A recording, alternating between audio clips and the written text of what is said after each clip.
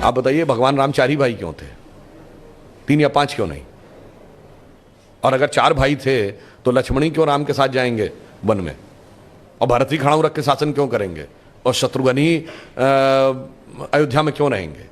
क्योंकि 4 भाई 4 पुरुषार्थ के प्रतीक हैं, धर्म अर्थ काम मोक्ष। भगवान राम धर्म है, शत्रुघ्न अर्थ हैं, लक्ष्मण काम है और भरत मोक्ष है। अब देखिए साहब, धर्म के साथ काम यानी कामना यानी इच्छा सदैव संयुक्त रहनी चाहिए, इसलिए लक्ष्मण सदैव साथ में रहेंगे।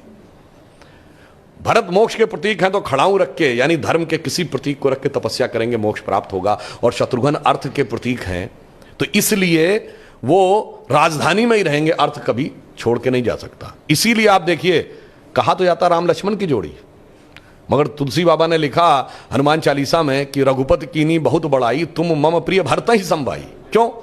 देखिए कामना को तो धर्म सबसे प्रिय होना चाहिए, लक्ष्मण को राम प्रिय होने चाहिए, धर्म को मोक्ष।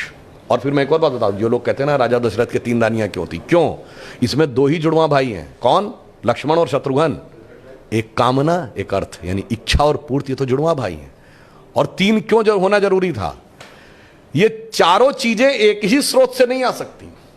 धर्म सतोगुण से आएगा तो कौशल्या जी सतोगुण का प्रतीक हैं तो राम की मां है। अर्थ और काम रजोगुण से आएगा तो सुमित्रा जी रजोगुण का प्रतीक हैं तो उनसे काम और अर्थ उत्पन्न होगा। और केकई तमोगुण की प्रतीक है, मोक्ष प्राप्त करने के लिए तमोगुण के पार जाना पड़ेगा।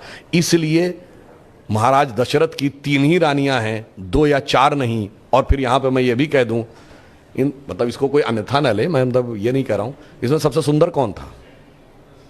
केकई। तमोगुण सबसे आकर्षक होता है।